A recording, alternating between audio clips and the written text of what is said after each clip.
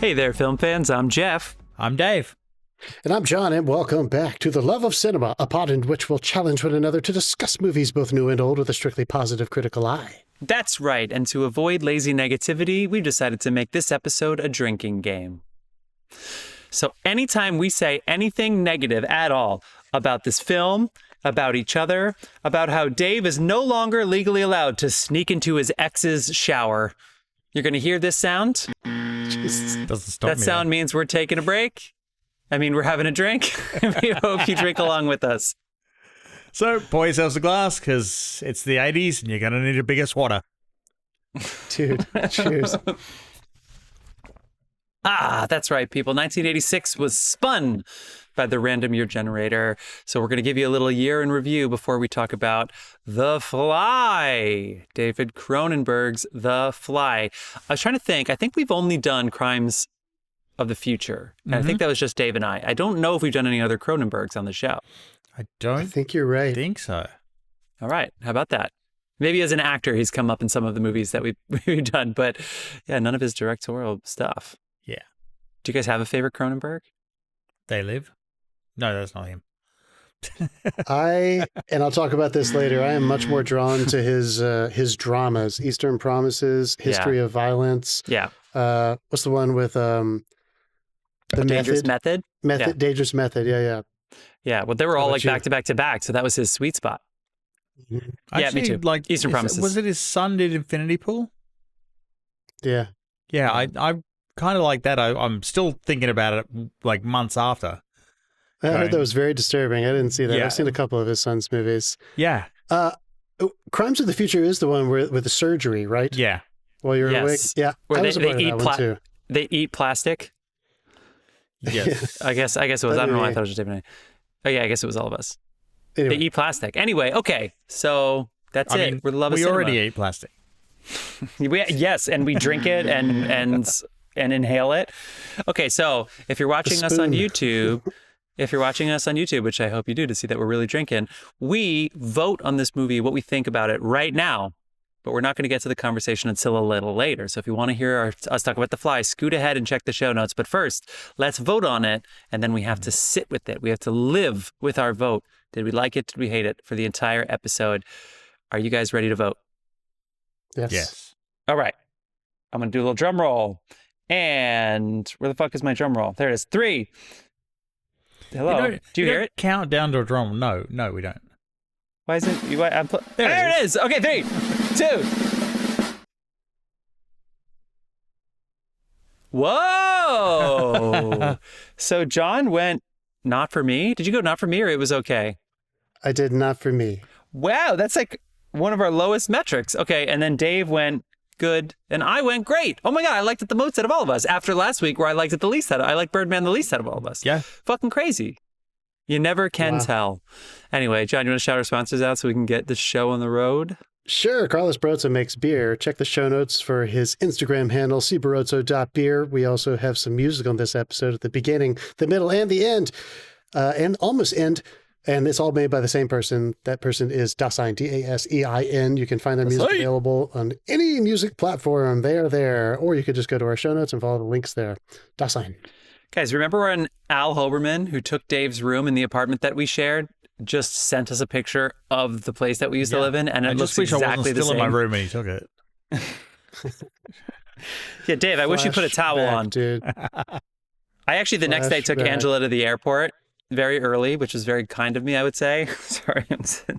But, and I actually was like, you know what? I'm going to stop by on the way home. But the traffic was so bad. I was like, I can't, I'm just going to ride this out. I'm like, the traffic that way? That coming back in. Remember? Well, I mean, that would have been fine, but I basically dropped her off at like 5:30 in the morning, 6 in the morning. So I'm coming back in at like almost 7. And I'm like, that's basically rush hour. And I was like, I can't. Yeah. It would take, anyway. I didn't know about that back way. And I've driven past it a couple of times because Therese does this thing called Gyrotonics just around the corner, and I drive her over there occasionally. And so the way I get back is to drive right down that street we used to live on. So I've spotted it a couple of times. Damn. Weird. Okay. I do have a gripe or two, but what do you want to do a little news at first? John, you mentioned you wanted to talk about a movie that was in re-release this weekend. Yeah, and I just saw this, and I check the coming soon on AMC every now and then because Regal and AMC are pretty good about releasing like a new render, new restoration, an IMAX version, crap like that, anniversary releases. I have not seen this one, and then today, just before the show, I was just pulling up to see what's coming soon. This weekend, and I think this weekend only, opening Wednesday and I think ending Sunday, is a 4K restoration of Fight Club. And I know we all loved watching that one a lot, so I just want to throw that out for any of the hardcore Fincher fans. Unfortunately, it is not a IMAX render because Seven, remember me telling you guys I saw an IMAX this last year because they did an IMAX release, a new 6K release. This one is just a 4K, so I guess it's not going to IMAX. I don't know how that happened or why it's not going to IMAX, but anyway, it is in the theaters, AMC theaters at least, this weekend. Go check it out. Good God. Damn. Well, is Mario and all the IMAXs anyway? Like, I guess they would do like some late night ones for it or something. But I think all the kids. No, I'm sure you're right though. Fucking Mario, crushing. It's behind the first one, which I love. And they're like, oh, it's not making as much as the first one. I was like, bitch, it made $750 million in 3 weeks. It's like it's okay. That could just be because it's this time of summer or whatever. Yeah. Fuck that. Okay, a lot of stuff coming out in the summer to justify the fucking price hike that AMC A-List is doing to us. $30 a month. I don't know if it's different outside of New York, but $30. Now, before it was like, it pays for itself right away. $30, you gotta put some time in. You gotta really go Guys, it's like they don't even listen to our show. It's like they haven't heard our criticisms, or they have and they're doubling down. Come on, AMC. Yeah, I put them as a tag in every single one of our... They see our show come up and they're like, fuck those guys. Yeah, maybe it's actually we shouldn't have released that video. Okay, I have two gripes that have nothing to do with movies, but I want to do them anyway to get drinking here because we're gonna get into our featured conversation quickly. Unless you have any other notes. Any other notes you want to talk about in the news?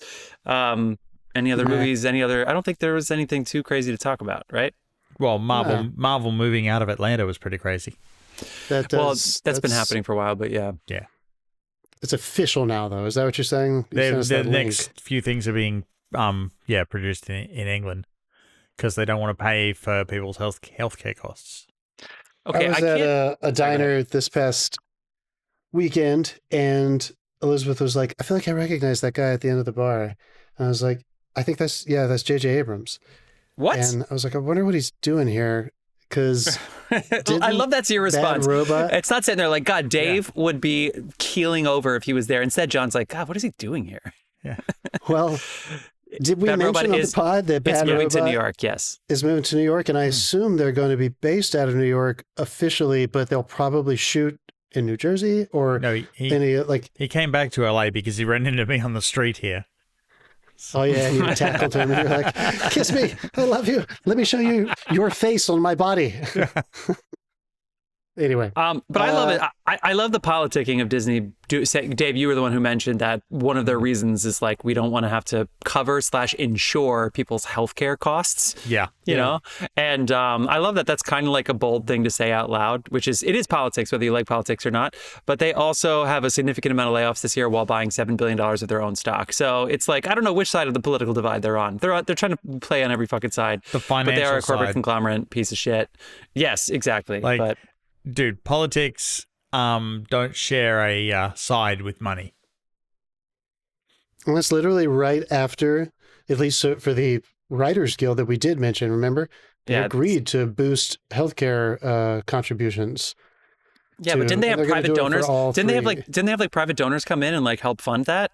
Because they're like, healthcare costs are getting really high and people are getting fewer episodes and making less money. So healthcare costs going up, fewer jobs, less money. The middle class, I just saw a link about a guy saying the middle class of actors is dead, as is writers. There's no 24 episode seasons, it's whatever.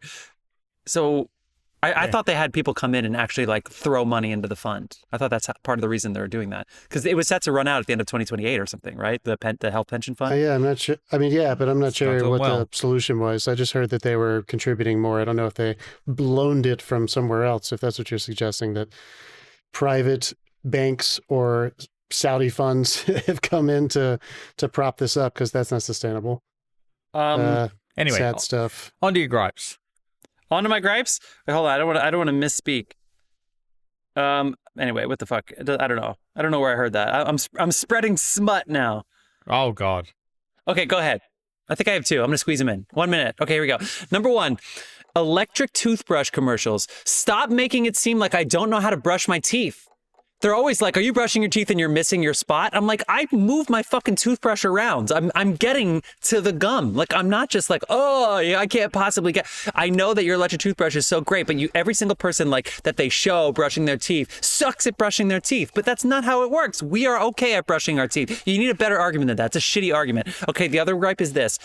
Americans, we have to get better at singing happy birthday. It is every single time someone starts singing happy birthday in a bar, the fun is dead for me because it sounds like shit. Nobody wants to join in. If it was like Ireland or something, everybody would be in fucking harmony singing like it was a fucking sea shanty. But instead here, it's out of pitch. Everybody starts too high and then they start shouting and then happy birthday, dear, ends up becoming all the same pitch because we're too fucking high and we're shouting like drunk idiots.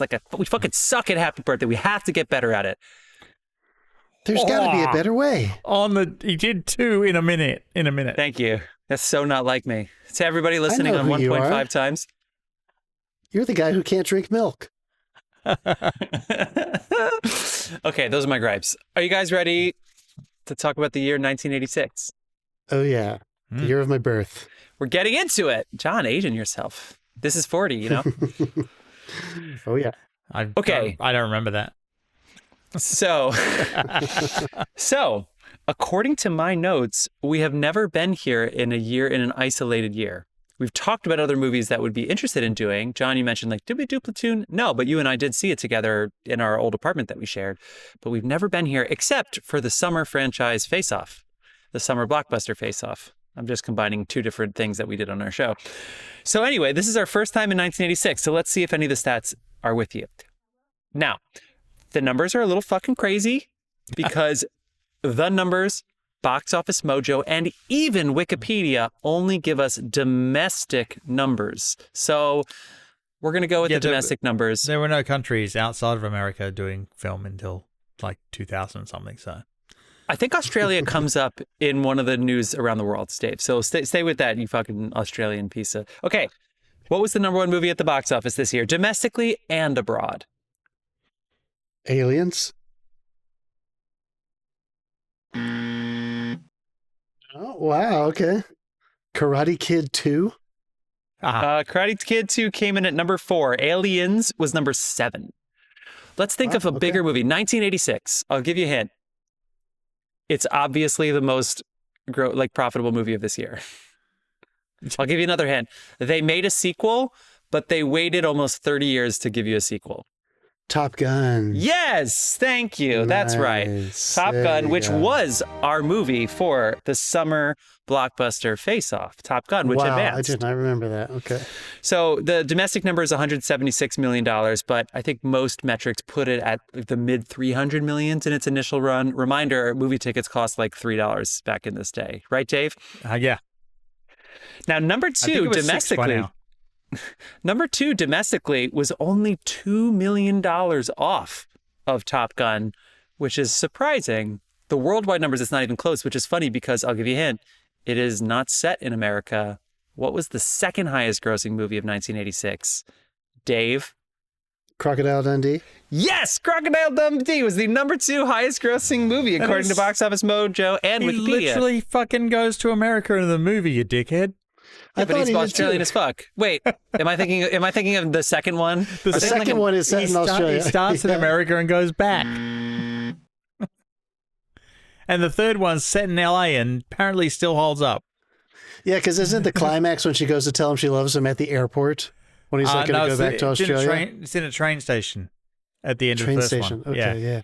He goes and finds her. Okay. And he climbs over people like sheep in the train station. I think about the second movie when he can tell the time from the sun. That's the first movie. I think about that. Is it, what the fuck, man? I just can't tell these two movies apart. It's just two masterpieces. The second movie is when he's on the run from the mob and he goes to Australia and they follow him and he is out near like Uluru. In the bush. Of course it is. What do we do with the sequel? Let's have the mob after him. Like, of course that's in the bush. The mob. That's actually a funny idea. I kind of like that. Did it come out? Bueller's Where's Ferris Bueller's Day Off, which is also out in AMC theaters for its anniversary release. I think it made most of its money later. Number 10. Number 10. No, it's still. It must have just lingered. It must have just lingered and lingered and lingered and lingered. As a cult hit. No, number 3 was actually, believe it or not, again, domestic rentals. Number 3 was actually Platoon. Platoon was number 3 with $138 million worldwide. That's impressive. I know. And there's been other Vietnam movies by this point, too. So anyway, The Karate Kid Part 2 comes in at number 4. As I said, Star Trek 4, The Voyage Home, comes in at number 5 with $109 million domestically. Dave, do you like Star Trek 4? Yeah. Nice. It's the first one where they get funny. Ah, sweet. Back to School comes in at number 6. Speaking of funny. Aliens at number 7. The Golden Child comes in at number 8. Ruthless People at number 9. And Ferris Bueller's Day Off does come in at number 10. A couple other movies that made some money domestically. Stand By Me and The Color Purple both made $52 million. I feel like Steve doesn't regret making The Color Purple, but he's always weird when he talks about it in the future. There's something about Spielberg talking. Well, he just I think said that bad. We all know that it's weird that he made it. Yeah. But I think he's also like, nobody else would have gotten the I don't know. Sure, no, yeah, I'm not criticizing it. It's just a little weird looking back on it, but it wouldn't have existed then if he had not chosen to make it. And look what it gave us. Those stars that came out of that. Whoopi, Oprah, Danny Glover, hell yeah. Not that Oprah wasn't already a star, but yeah, I mean, that was her first giant actor role. Everybody was like, holy fuck, she's brilliant at acting. More on Oprah soon. Other movies that made some money: Heartbreak Ridge, Police Academy 3, Peggy Sue Got Married. The Fly comes in at $40 million domestically, as did Pretty in Pink. And The Three Amigos also made a decent amount of money, as did Little Shop of Horrors. Any other movies you want to shout out that I didn't mention? Yeah, I definitely want to shout out. Did The Labyrinth not do good business at all? Was that 86? Because I don't see it on these. I don't see it on these lists. Now remember, domestic, so maybe internationally it did well. Okay. Then we have my mentor, James Foley, At Close Range. That movie I mentioned to you guys before. Sean Penn, Chris Walken. So good. Worth watching.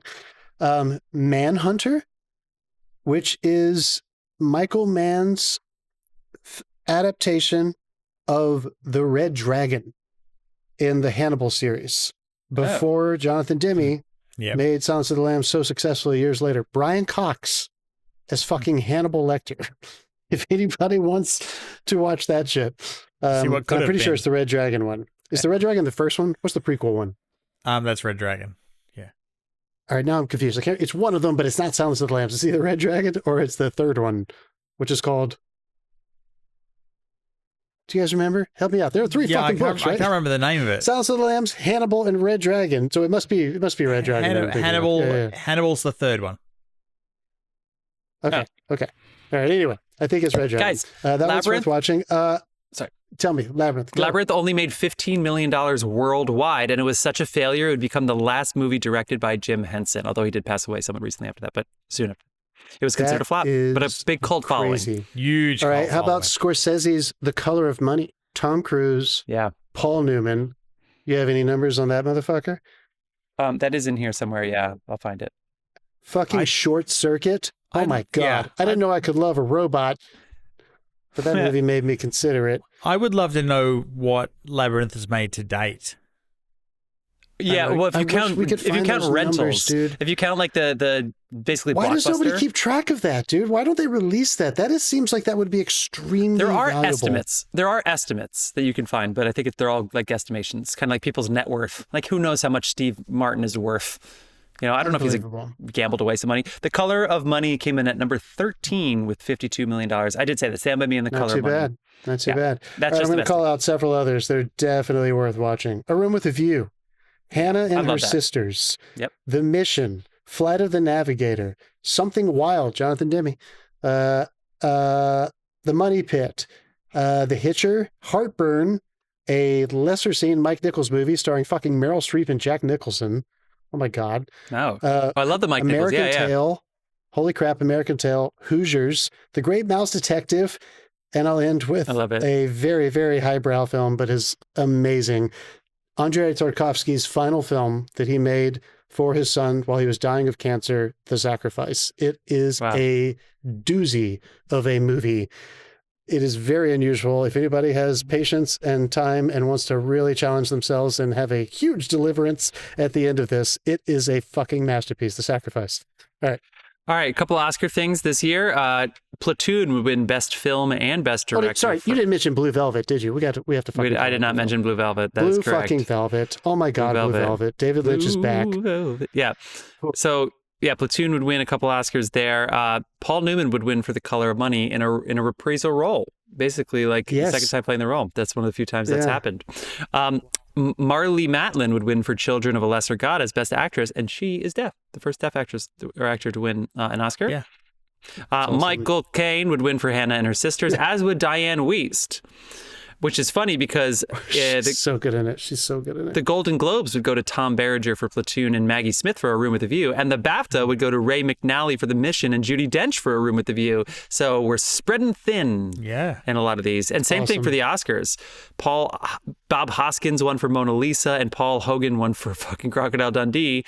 And then Paul Newman would win the Oscar. So yeah, we spread the wealth a little bit.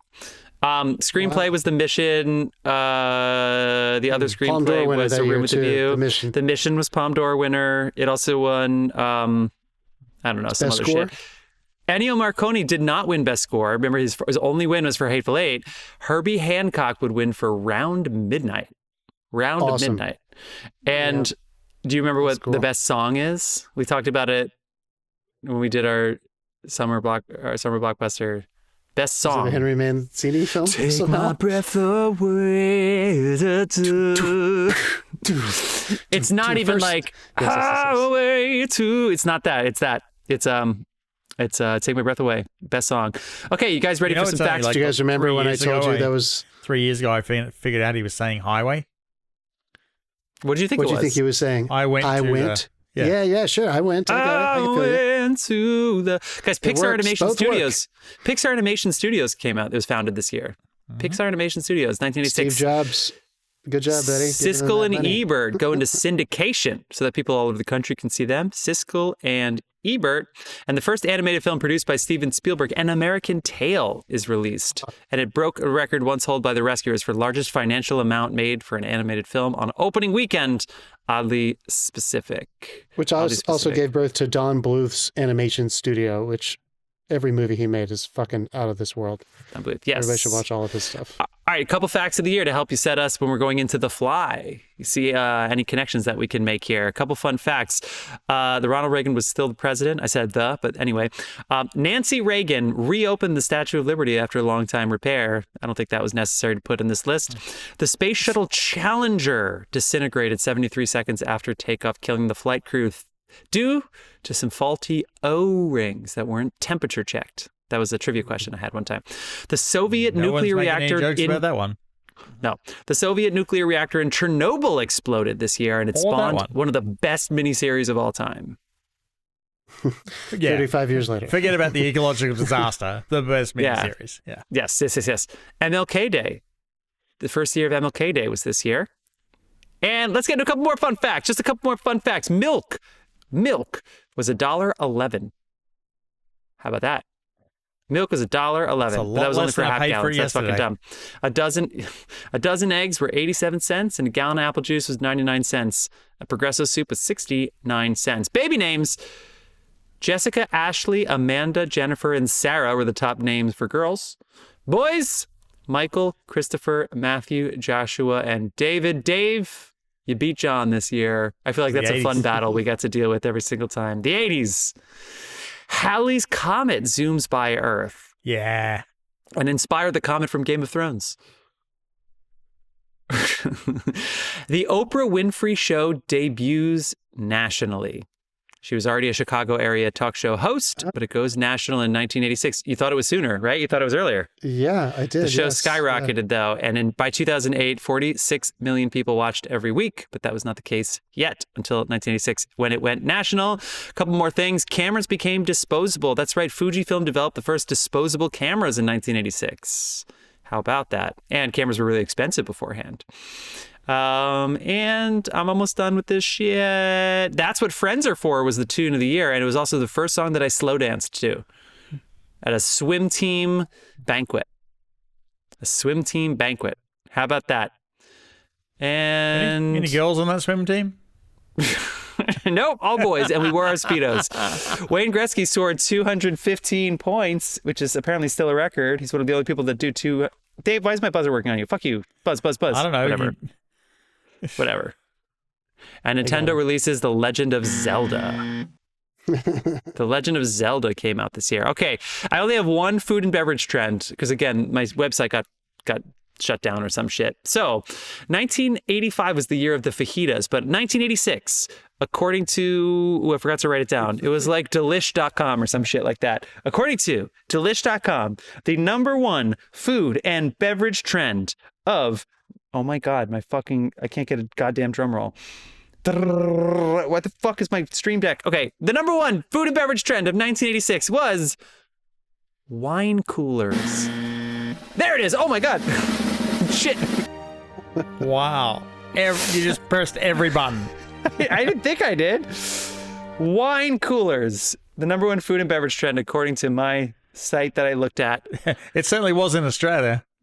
Also known as wine spritzer, the wine cooler dominated the 80s, while the drink might not represent the height of class. It's pretty tasty, TBH. Fucking mixing wine with soda, carbonated water, or juice. Doesn't sound that heinous, does it? Alcohol brands sold bottled wine coolers to capitalize on the trend. Obviously never seen the Australian news after the Melbourne Cup.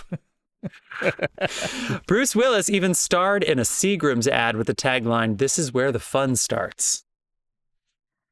Oh my. Yeah. Dirty. All right. Are you guys ready to segue into our conversation about The Fly? Yes. As always, I'm going to read the IMDb description before we send it on its way. But first, I rented this. You all rented this? Yeah. Yes. Great. Who still has my drink buzzer turned on? Not me. It's not off. It's not on mine. Let me do it again just for fun. Yeah, there you go, Dave. Bitch. Yeah. Have either of you seen this movie before? No. I think Dave probably has. Yeah. Yeah. How many have you seen? A few times. Okay. Yeah, I'd never seen it either. I've always wanted to. It just hasn't happened, you know? Anyway, IMDb description. A botched experiment transmutes a man into a monstrous insect. That's it. That makes sense? Keeping it simple. What'd you think? What'd you feel? Dave, since you were more positive than John, you want to kick it off? Sure. This is a film that comes with the essential horror ingredient. It's really good for a group watch. Because when it starts to get gross, which granted is not until like the last 30, 40 minutes of the film, you can sort of have fun with it if you're there with a group of friends.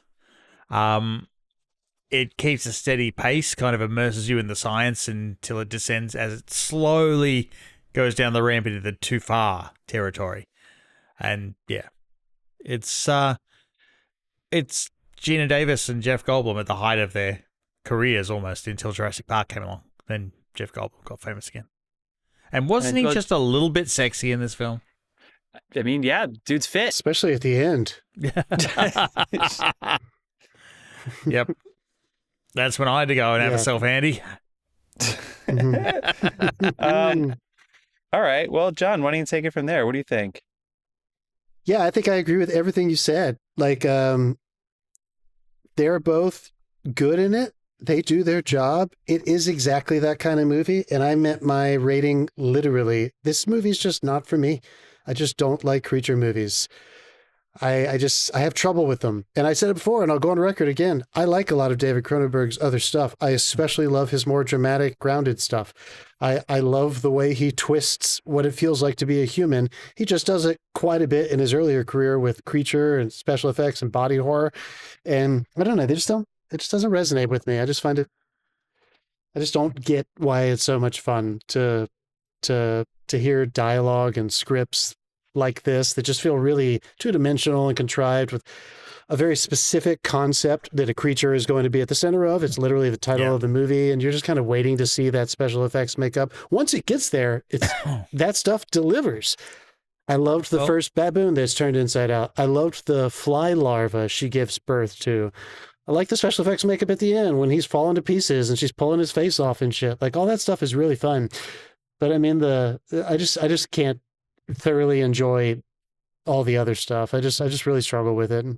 You know what it made me think of was Altered States. Yep. Oh, yeah. And I remember, I don't remember like not super loving that movie either, but I feel like that was a little bit more grounded in like something psychological and metaphysical about him trying to access something inside the primal, most base instinct and like pineal perspective of man. Whereas this was very, very simply and literally an experiment gone bad, like very classic. Yeah. And I guess I just I had trouble hanging on to it. And I don't know if I don't know if the movie is better for the love story that it tries to really make you think is the crux of this entire dilemma. That was and pretty I just don't know much if I bought the it. love story. I think was just an excuse to get Geena Davis naked. Like, was the 80s the reason we now have nudity clauses? Because they just forced so many people to take their clothes off. It's really weird. I know, man. Yeah. There was a part of me that was like, I was just listening to every line she delivered. And again, she's good and he's good. Like they deliver these lines well, but oh boy, some of the stuff that she has to say, 80s how not sexually known for the aggressive dialogue, she yeah. is. And I don't know, man. It just, none of it felt real to me, which is, again, he's made super realistic fucking movies before. Yeah. So it's not that I don't think he has it in him. He's a great fucking director. This one just really missed for me. I will grant you that it does occasionally drift into the, like, she put up with way more shit from her ex-boyfriend than I liked. Dude, in the opening scene of the movie, this guy she met for the first time drives her into the sketchiest place in the world. And she's like, this is where your lab is? That kind of stuff is, Dave, you're totally right. That kind of stuff, I imagine that kind of B-horror dialogue working really well in an audience full of teenagers who are hot and heavy and they want an excuse to hold each other and smoke some weed. And, you know, you're all there in the theater. Like I can see this movie playing really well when this movie came out to a wide audience. I mean, to a large audience inside a movie If you want to theater. play the ultimate drinking game while you're watching this, if you're curious, just drink every time she obviously ignores a red flag. It's the whole, I mean, you're going to be You may not absolutely remember how the destroyed movie by the end of the ends. first act. Yeah. It's absolutely insane. The way she comes on to him Yeah. out of nowhere. Yeah. You're really cute. Do you know that? Pan away, they have sex, come back. She like is on top I of mean, him. She's you're like, really "I could cute. just She eat you up." climbs into the bed. Like she just She climbs says, I on could just in. eat you up. I didn't mind the allegory about the flesh. I was like, okay, there's something there. Like there's a little something there. We're starting to play with language and Like, play oh, with a symbolism clue. and theme. Yeah. Yeah. Like I don't think the dialogue was well written, but if you're there for a creature movie, they give you the creature. They certainly do. Yeah, I don't They need to do shit the on it creature. anymore. Jeff, get in there and So I'm trying to defend figure out why my stream deck isn't the working. highest rating of the show. Jeff Yeah. gave Oh, it a I think I great. finally got my stream deck back. Great timing. I literally spent fucking 5 minutes on this. Okay. I just had fucking fun. Oh my God, was that you? Fuck. That was me. I was like, was that my buzz from 5 minutes ago? Wait, it's not Just turning off curious. now. What have you done? Oh, there we go. Did you watch it alone or with Angela? Alone. And yeah, I watched it alone. Okay. And yeah, and with my cat. So anyway, I just had, it's a B movie that's done at an A-level scale. It won an Oscar for best makeup, hair and makeup. This is only Oscar and obviously deserved. And the stars are great. And you're 100% right. I kind of like the opening where literally the first line is like, what have I been up to? Or like, what have I been doing? Yeah. Or something like Yeah. that. It's like, oh, like, I feel like that is like a fun way of kind of diving in. A lot of weird close-ups on them, you know, but yeah, and he takes her back to his place. He starts playing the piano. He's a weird guy. I love how weird he was. I love how awkward he is. So the worst things for me, it's just because I agree with everything you're saying. How quickly the relationship happens immediately. I was like, this happened. I think I wrote down like, this relationship happened too fast for me. Obviously, she climbs into bed and says, you know, you're cute. Fucking ridiculous. And then also the guy with the red flag, it's like, she's like, can I have my key back? And he's like, no, I think I'll hang on to it. Whatever. It's like, what? And he's like, maybe the boss thing was happening, but just, yeah, right. The way that they wrote her. No, was, the thing was is, tough. he's like, no, I'll hang on to it. And she lets it go. She just lets it go. I was like, wait, no, what the fuck? You don't want him coming in and showering anymore? Give Get him the a fucking fucking key key. back. Anyway, honest to God, I just had some fucking fun. I really did. You're right. A lot of the lines get a little ridiculous. And I think the big thing, like holding it back, if I were to rewatch it, that I might get hung up on is basically, I think, John, you were kind of saying this. I do love my sci-fi when it's very specific, but you can connect it to some higher meaning in some way, shape, or form. Like, is this about man? Like, does this say something about us wanting to... A lot of people drew parallels between this and the AIDS epidemic. Sure, I can see that. Flesh that out. In the... See what I did? Yeah, right. I would buzz you if I could. Fuck. The transformation or like the illness that he has no control over. Is it infectious? Is it not? And then the sexually transmitted element of it and everything. A lot of people drew allegory to the AIDS epidemic in that, so much so that Cronenberg had to say, no, it's a long straw to get to there. That like it was not intended. Too, yeah. I've said this before. I kind of usually like movies that, like Project Hail Mary, they skipped some steps, right? Ryan Gosling literally said the entire movie, I am not an astronaut. I don't want to be an astronaut. He did not go to space school, and he knew how to pilot a spaceship pretty goddamn well once he got out to space. He knew all the fucking buttons. He knew every button. There's so many buttons out there. He knew exactly which ones to push, even though he says the entire movie, I'm not an astronaut. I don't even want to be an astronaut. And they had to drug him to get him on the fucking spaceship. And you know what he did while he was out there? Fucking stock buybacks. Yes! Fuck yes, Dave. Yes, you're goddamn right. He bought up his shares in his own stock, which used to be fraud before 1982. Anyway, but this movie, though... Guys, you're already talking me down. What the fuck? I had fun with this movie, but you're 100% right. First of all, the baboon. You like the baboon going inside out? Where did this baboon come from? She's just sitting there and it's like, oh, let's do this. Dude, all of a who's sudden, this baboon came out of Seriously, and then that second baboon runs at him and hugs him. It's like, dude, that guy just killed half your family. Wait, he has personal relationships to these baboons? Yeah, the guy, yeah, exactly. But there's like so like many of those kinds of things. Why does he go in right away just because he's upset with her? Really? He's like, it's going to take a couple weeks. And he says it like it's normal. Like, of course, it's going to take a couple weeks. We got to do tests on the baboons. And then he's like, I'm ready to go in the thing myself. There's all these things that are ridiculous. So it's like... That drunk scene when he decides to do it. Yeah. I had several eye rolls while watching this, and that was definitely one of them. Because he's jealous and he's like talking to the baboon.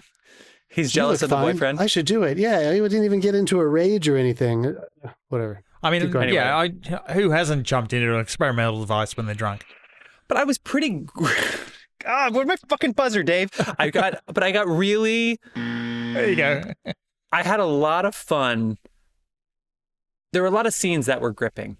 Like, I kind of like when she gets up out of bed and he's like basically realizing he's a fly without being one, when he does like the trapeze stuff, which is ridiculous. Why is he a trapeze artist? I don't know. But why did the fly turn him into Spider-Man? Like, not the wall climbing, the spontaneous gymnastics. Why was he Spider-Man suddenly? I didn't realize how virile flies were, by the way. Are they thinking like a percentage of their life, you know? Well, anyway. You've never been to Australia, obviously. There's a reason we have those cork cats. Do they? Yeah, they need to have huge spiders to eat the gigantic flies. That's why. That's the circle of life out there. Which, incidentally, is also how the original that movie finished. Anyway, I had fun with it, even though it's totally a B movie. It really is. If they try to tell me it's not a B movie. Did you watch it? Can I ask you a question? Did you watch it full focus, or did you have your fun? No, I actually did watch it full focus. I was like, I'm not going to be distracted. I refuse to be distracted. Well, I did have to feed my cat in the middle of it, but otherwise, and I kept. And I think this is great. I think this is great that Dave's in the middle of this time, because Jeff and I used to fight all the time. What? Jeff comes from a place that sometimes, not all the time, but sometimes movies can just be fun. And I've never been able to enjoy a movie just for fun. I don't. That's why I don't care about endings like you do. Yeah, I want to have my 2 hours to have really. You're like, what does it mean? I'm like, I just had 2 good hours. Who cares the last 5 minutes for shit? Yeah, I think even like the good, like the better, I don't know, Marvel movies or things like that have. Because if I have 2 hours and I feel nothing, then they're right. I am a sociopath. Yeah, exactly. honestly, yeah, it was something. It was definitely something. Okay, what about his transformation? The way they did it over time. Was that fun, at least, to watch? Maybe like the little hairs through the scar, not very much. And apparently their pus is acid. I'm going to think about that every time I see a fly from now on. No, the pus isn't, the vomit is. So flies can, I know that they vomit. I heard that, but I didn't realize the vomit was like It dissolves the a food. corrosive acid. Dude, your vomit is corrosive acid. Everyone's vomit's corrosive acid. Yeah, but I didn't think the vomit would just like but murder. the flies, I think it would melt. No, flies do actually just melt their food. So gross. They are such a disgusting animal. This is something I feel like I should point out. And it might be helpful for audience members who are in a similar position as me. I felt the whole time, because I don't watch movies like this, and I especially don't watch movies like this from previous decades. Yeah. There's a whole style and film language and vernacular that is just accepted, and it might not feel as yada, yada, yada. Like when I literally thought, like, who's this baboon guy? Like, what the fuck is going on with these animals and how they're just appearing? And I think shit like that probably happened all the time in movies like that. Yeah. And nobody questions them because nobody is expecting anything other than what is in the title. You know, like it's whatever that is, that's the only reason they're there. And they're just there to see those few scenes that will deliver that. They don't really care about the drama surrounding it. And I feel like there's probably some truth to that. I mean, I came home the other night I can tell you though, in the 80s, Domino's didn't just deliver pizzas. Sure. Talking about the game? No, I'm talking about the baboons. They delivered Oh, okay. They didn't have Uber. They didn't have Uber Eats for baboons. I think I mentioned this to you guys. I came home not too long ago, and sometimes when I leave, I put on Criterion 24/7, so my dogs will have something to listen to and on the television, and it just never stops. So the TV won't go to sleep. And I came home, and there was clearly an 80s horror movie on, and then a car came to life, and I was like, oh, I bet this is Christine. I've never read the book. I've never seen it. And I looked it up, and it was Christine. I was watching it for a while, and I had the same feeling where I was like, none of the story, the story doesn't matter. You're just sitting there waiting for a car to drive itself, and for somebody to be chased unrealistically by a car. They never leave the road, things like that, so I feel like that's like a language that I just don't think I absorbed.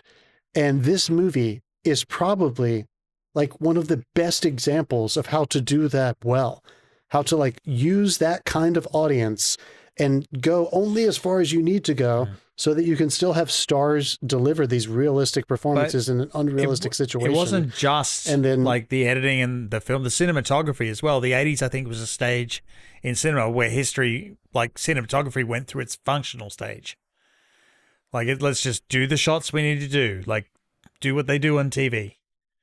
Got an establishing shot, and then, if you watch a lot of 80s movies back to back, there's really nothing special happening except in rare occasions.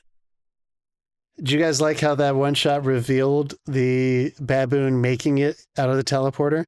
They did not want to have the crew behind Jeff Goldblum in case that baboon went fucking ballistic. So they had that overhead shot.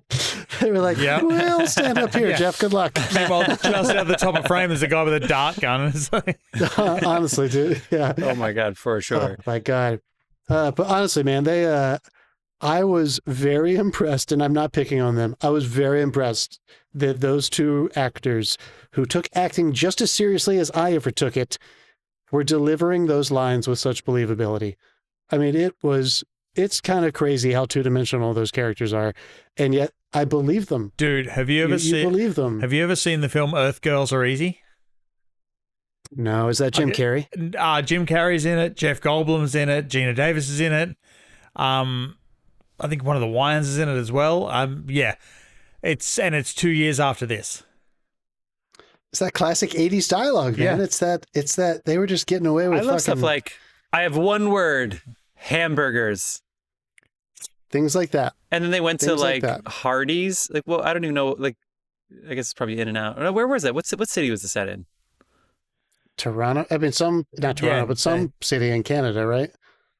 I don't know. It was Canadian? I don't even remember. Was it? Well, why do you think it was Canadian? That gathering of Canadian? Because I think the event he was at was like Canadian Science, and the thing that was funding it was like Canadians. Anyway, it doesn't matter. I thought the light was really interesting outside. The exterior light had a really weird kind of brownish gray quality to it. Some of the interiors were good too. It was like they lit for the people and then they threw light through the set pieces as well to create these really interesting shadows. I did like that. One interesting moment for cinematography was just a classic, like, not that this is like a super low budget movie, but sometimes you just need to see like the simplest shot to be like, oh, that's all you need. The first time she films him after his failed experiment, and she sets up for a 3-point lighting, she sets up her cross light as the only light she's using to film him, in the diegetic realism of the movie. But he has this cool highlight going from a backlight that's actually behind him, and it's being filled off to the side. You can't see into the back as well, and it looks fucking perfect. It looks like great movie lighting, and we're supposed to believe it just comes from this side light. And there were a lot of things like that where these very, very simple interiors, compositionally, movement-wise, I agree with you, Dave, but lighting-wise, I felt like this is actually very pleasant, and it's the palette of these kinds of movies that, you really just want that very simple, moody, cinematic kind of lighting for these controllable interiors. In this movie, it's the lab. In Videodrome, it's his house, right? Like these places we're going to come back to again and again and again. And we want to make it look fairly practical, while we all know that loft does not look like that on the inside. I don't think it actually fucking looked like that. Also, where was he getting all the donuts from? All his munchies, all his stuff. He had to go out somewhere, didn't he? They didn't have DoorDash back then. I've seen guys that look like that at 7-Eleven, but it's usually like around 3 a.m. I enjoyed the arm wrestling. I enjoyed the bone out of the skin. That was fun. Yeah. I was hoping to have a little bit more of that. I thought he was going to maybe take his rage outside of his apartment a little bit more. I thought this was going to turn into a little bit of the Hulk, like the monster's loose kind of thing, and he couldn't control it, and they were going to have to find a way to like try to shut it down. That would have been fun. Which also happens. That also happens in Altered States, right? Yeah, a little bit. Right. Literally, he breaks out. And the whole sequence happens in the last like 10 minutes. Yeah, it's like the last 10 minutes of the movie. Yeah. Right? I can't remember if they do that in The Fly 2, because there is a sequel to this. I just saw that, and the tag is like father, like son. Is it about his? Does she have a kid? God. It's about the kid. So she has it. She has so it. Ridiculous. She has the kid, and then how does she possibly have the kid? He's struggling with his identity and starts to turn in his like 20s or something. Wow. Apparently, Mel Brooks was a producer on this movie, and he didn't want people to know it, but he came up with the tagline, which is "Be afraid, be very afraid," which sounds hilarious, but actually, I guess, worked for this. Yeah. She says it, remember? Yeah. Yeah, I know she says it, but still, if you think about it, be afraid, be very afraid, it's like, it was his production company. But you see, John, you're shaking your head, exactly. From it because he didn't want, like, he figured if people saw Mel Brooks, they wouldn't take it seriously as a horror. Which was always what he did with Brooks' film. Remember, they're very famously, their first film that they produced was Elephant Man. And same deal. He didn't want anyone to know about it. So, yeah, man, this is sometimes when I watch these, and I'm not excusing anything. I'm holding my ground. These movies just aren't for me. But I'm jealous of people who enjoy these kinds of movies. I wish I was one of those people who loved all the highbrow shit and most of the middle of the road drama, thriller, suspense things that we all love, action stuff. I love all that shit. I just have a real blind spot with this kind of stuff. And I'm jealous of people who could just have fun watching it or find the thrill and the silliness like really compelling. One word: hamburgers. Sure. Yeah. They actually. You think Matt and Mark would like this? Yeah, I think he would. She sleeps with him so quickly. She's so standoffish about him in the first scene, and in the second scene, are you saying that's why Matt and Mark would like it? Because there's also I don't know whether they ever actually shot it, but there was a famous scene that was cut, which was the monkey cat scene, where he tries to get a monkey cat scene. He gets a monkey and a cat and tries to blend them to see if it turns the monkey more human. And that is such an unnecessary scene. Yeah, I don't know what the thinking is. Well, that's why it was cut, because test audiences had a really bad reaction to it. Because of course it turns it inside out, and the thing's like all misshapen and screaming, and he beats it to death with a fucking crowbar. Yeah, that's fun. But we, John would use that one. Now you got me. Now I'm interested. Then turn John to go up a level. It's better that we don't know what happens when you crossbreed. Okay, whatever. Yeah. Anyway, that's really fun. Apparently, Michael Keaton turned this down, and Tim Burton was also offered to direct it. But man, Also, I like John Getz. I know him as Cy from The Social Network, but he did a good job as that sleazy other guy. Yeah, the script did a lot of that heavy lifting, didn't it? Like they had that terrible fight, and then I'm supportive 100%. I just want to keep me in touch, and he ends up rescuing her. But again, I believed him. It's kind of the shocking part. Like I believed people's performances in this movie. Even though he was showering in her shower because he was in the neighborhood. Maybe that part I didn't believe so much, but I believe maybe it's just a weird power flex from a man in the 80s during the Reagan administration. In the context of like an 80s movie scene, I bought it. You know what I mean? Like it's just how they sounded and talked in a lot of those kinds of movies. I actually really bought when he was gonna run the story. And then she was like, "What? I thought you weren't into the story." And he goes, "You were into it, and I trust my." That whole scene worked. That's what I'm saying. That's the reverse. Where that scene happened, I was like, "Oh, okay, all right." They just told me to look at him differently. I don't know if he got there on his own, but I guess. I mean, he was definitely using it to be manipulative. Didn't come back all the way for me. I didn't like him. Well, yeah, he was obviously manipulating her. That was his biggest reation for doing it. But he was I can manipulate. I am going to give some credit here. It took the very end, which of course, and I hear what I'm saying, but by the final motion of him putting the gun to his head, I felt something for that little disgusting fly creature that was Jeff Goldblum at one point. I felt then she wouldn't pull the trigger. Kill me now. I felt it. And then she wouldn't pull it, and I was like, give me a fucking break. Let's just fucking shoot him. But I felt it when he put that, when his claws put that gun there. Get worse. I did have the thought that I didn't have as a younger man watching this, and I was like, you won't shoot him? What's he got going for him right now? Yeah. He's a just fucking do the Jesse Pinkman, shoot him and cry about it. Like, you got to shoot him. Yeah. Yes, it was immediately followed by, come on. Another moment where you're like, and then the guy shot her and is like, really? I'm basically dead and I have to be the one to step up here? Come on, step up. Yeah. No, she shot him, right? She shoots him. I thought he shot him. I guess she had the gun. Yeah, she wails and then she does aim the gun and shoot him from a distance and he dies. Right, okay. But let's give credit where credit's due. I felt something for a disgusting fly puppet. Yeah. That's pretty impressive. He got it. I felt something for the makeup artists. Really great. That was cool. By that point, it was personal trainer. By that point, it was an animatronic. You know what would have made this movie better? If all of it had been CGI like they would have done today. Yeah. Right. Actually, now, today, they wouldn't. Why? Because everyone is turning away from that now. It's all going. All horror is going back to practical. It just sells better.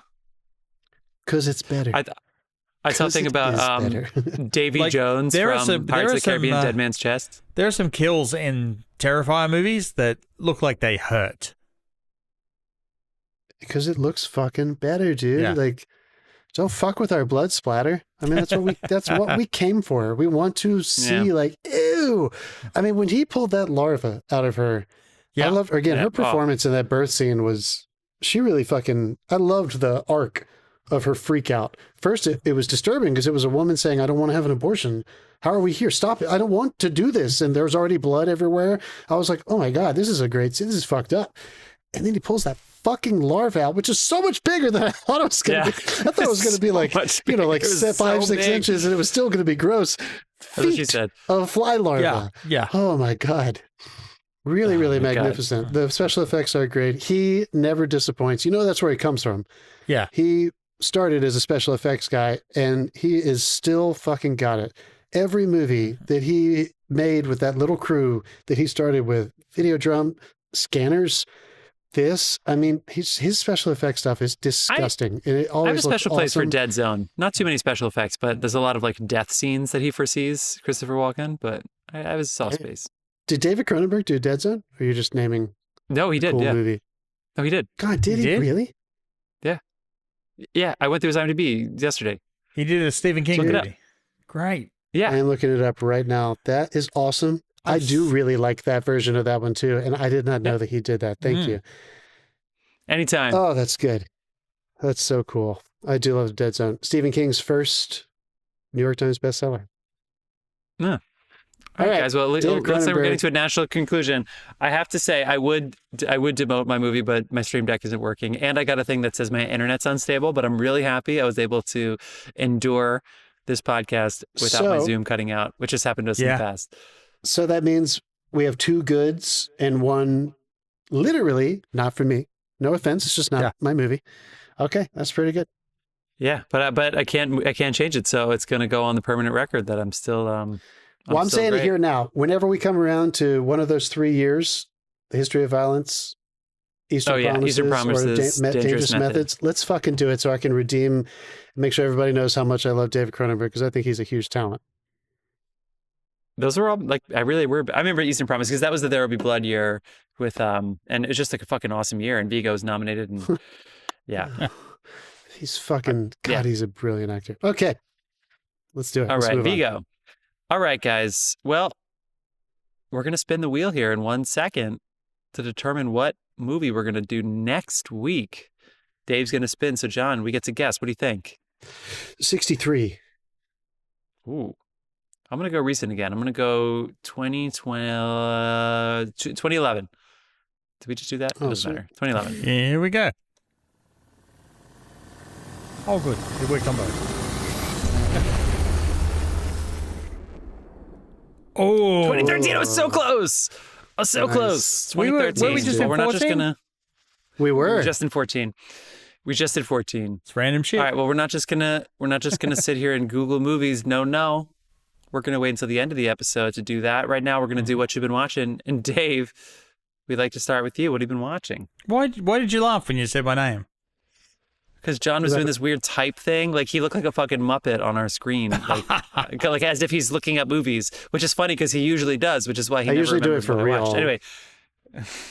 Anyway. Dave? I was on a kick back in a little bit in time. I went through all 3 of the modern Spider-Man movies this week. The modern ones. Yeah, I rewatched with Tom Holland. Yeah. I Tom rewatched Holland. all 3 of them. Yeah, they still hold up. It still holds up, all 3 of them. Can you name them for me? I forgot the names of them. There's Homecoming, Far From Home, and No Way Home. A lot of home. All homes. And what's the next one called? I'm not sure. Okay. I don't know if they're still going to stick with the home theme or whether, because those first 3 pull a whammy on you, the third one, because you've actually been watching. It's Brand New Day. Oh, there you go. Brand New Day. Brand New Day. So no home anymore. Yeah. Home's gone. Well, yeah, because that was his origin story. They didn't realize you're watching his origin story and the incident happens like halfway through the 3rd movie. So you're watching their version, the MCU's version of his origin story over 3 movies. Cool. He is very, very, very fucking charming in those. Any TV? Any television shows? Just the usual stuff, and I'm still working my way through The Expanse. Nice, dude. Nice. That's a long haul. Have fun. Yeah. I have been watching. Star Trek. Oh yeah, Cronenberg was in Star Trek. That was it. I wanted to say that. He was. Cronenberg was in Discovery. In Discovery. That's pretty cool. Sorry. Okay, John. Yeah. We started Beef last night, season 2. A couple episodes. Oh yeah, it just dropped. The Pit finished shrinking. And I think I've mentioned this, but we were just having a lovely, hilarious time rewatching Fraser. That series is just absolute A+. Shit. Yeah, and I don't think I've watched anything super heavy or alone or old in a while. How about you, Jeff? Any standout films? I'm kind of burning the candles on both ends here, but I restarted Mad Men, so I watched the first 3 episodes of Mad Men again. Yeah. Yes. The pilot's great. The pilot's so good. What's the episode where they're looking at the ad on the train? And it's like everybody has the newspaper and he comes in. He's like, did you see the ad? Did you see the ad? Everybody's talking about it. Do you know what I'm talking about? Where everybody on the train is looking at the newspaper? But it's not the pilot, right? Because I was like, I thought that was the pilot. No, it's not the pilot. It is in season 1. Oh, fuck. Okay, I'll get to it. Anyway. You'll see. I don't want to tell you what it is, but yeah. I watched some Knicks. I will say, like, all these new shows are just coming out, including Euphoria just dropped. The Boys just came back out again. Yeah. I watched that too, by the way. All of it? Up until episode 4. I think 3. Cool. Episode 3. I think 4's 3 have been out. I think 3 have Yeah, dropped. 4's the one they're about to drop, and that's the one apparently I think they're talking about Amazon almost pulled it. Oh my God. Well, I was, yeah. I cannot imagine what's on that fuck episode. happens in episode 4. Yeah. What? That's Jesus. That's a good way to get the ratings up for sure. Yeah, I feel like I keep starting things and being like, I can't watch this anymore. So I started watching Tell Me Lies because I really like Grace Van Patten from the Amanda Knox thing. But I feel like I was like, I should watch this with Angela. I feel like I shouldn't watch that alone. And I started alone. And I kept going with Billions too, Jeff. I'm going to finish season 1 because you said the same thing. Like, do I want to watch 7 seasons of this? I'm going to finish season 1 because I'm enjoying it. Yeah, I'm not totally sure I want to watch 7 seasons. Yeah. there's something else I watched on Friday and I can never remember. So anyway, I'm not going to, whatever. I didn't watch much. Okay, so we are going to listen to some 10 seconds of Dasein. And then we're going to decide what 2013 we're doing in a second. So stay tuned.